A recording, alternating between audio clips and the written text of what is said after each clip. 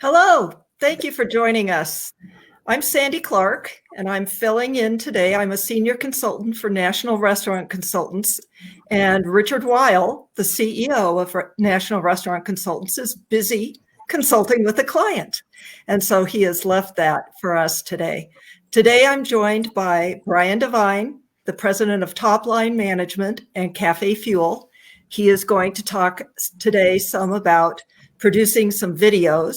And we have Tanya Bruner here, who is the Vice President of Procurement for Performance Food Service here in Denver, who's going to talk about the realities of life in the food supply chain right now. So, Brian, you want to start us off? Absolutely. Thank you so much, Sandy and Tanya, for joining us today. I'm going to keep things really brief because we've been talking about some similar things over and over again, and I'm going to talk about video, yes, again. And the reason for it is because we're always watching what's going on in the marketplace, and we're seeing what's working and what's not. And we're seeing over and over again, when you take advantage of video, especially today with everybody on social media, the video has a compelling effect that you don't get really any other way. And just to give you an example, the difference between putting out, let's say, a promotion or a coupon to get people to maybe order from you online, the difference between putting that on Facebook and saying, hey, we have this coupon code, use it, and the difference of either you being on camera and saying, here's what we've got, here's why we've done it, and here's the code, and we'd love for you to take advantage of it.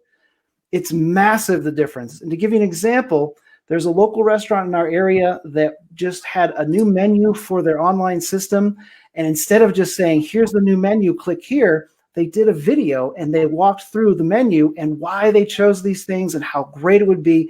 And the comments and shares and likes was immense, versus if they had just said, here's our new menu, click here, it wouldn't have had nearly the impact.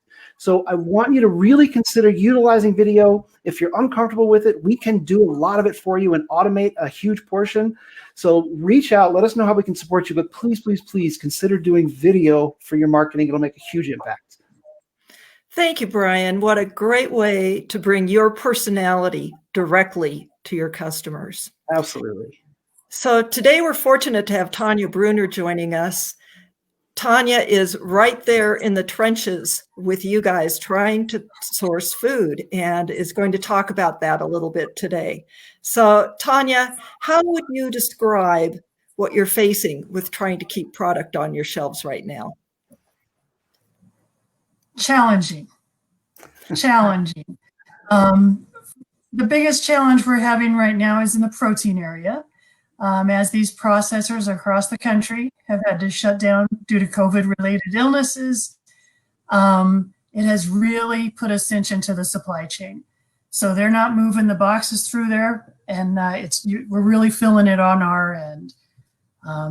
They've cut back on personnel because of social distancing rules. That's affected how much labor they have in those facilities. So for instance, if you're used to getting a boneless pork butt, we haven't been able to get boneless pork butts. We have some in the freezer, but you can't get a boneless fresh pork butt very easily at all, because that just requires additional labor. So they've taken that step out, and they're shipping bone-in pork butts. So the good news is we still have pork butts, it's just that they have bones in them. So how much notice do you get about what your loads are going to look like? Well, I'm getting notices today on some loads that are showing up on our dock Monday about products that are being cut completely, not even partial shipments, just completely being shorted. Sometimes we don't know until the truck hits our dock and we start unloading the truck and discover the outs. And honestly, the suppliers sometimes don't know what they're even going to be able to ship because they're scrambling to make up this shortfall and get as much out the door as they can. And how much notice are suppliers asking you to give them before they ship your orders? A lot of our suppliers have extended their lead times. So where we may have had a 2-week lead time before, there's a number of suppliers we have a 3-week lead time now with. And as quickly as this market has changed in the last 4 weeks, it makes it a little bit more challenging on our end to get that product in as quickly as we need it. So the suppliers are working hard to get it out the door, working hard to get it in here to our warehouses, but it's just a gap in that supply chain when everything shut down back in March. What kind of changes can restaurants expect in the products that they're getting? Well, like I mentioned, the bone-in pork, but instead of a boneless, that sort of thing, wherever it might be a bone-in versus a boneless product. Peeled skirt steaks, you can't hardly find a fresh peeled skirt steak. There's unpeeled ones out there, but not the peeled. Fresh ground beef, major shortages on fresh ground beef until June. There is product in freezers. We have frozen ground beef, but the processors aren't able to get the fresh grinds out. Some of the products that trim is used in when they make with that trim missing, we're seeing price increases in other products that use trim, sausages, pepperonis, that sort of thing. We're seeing some allocations on pepperoni now, and where we might not have a particular one available, might have a different one, but it's just a log jam, basically. What other areas are you seeing spotty performance in? Well, I'm seeing it in surprising categories. We've seen it in baked goods like breads and that kind of thing. These manufacturers, they have had to change the way they're doing business too, and have to reduce their workforce so that they have social distancing within the manufacturing side or within the warehouses where we pick product up. And all of that slows down that production. So we've seen delays and shorts.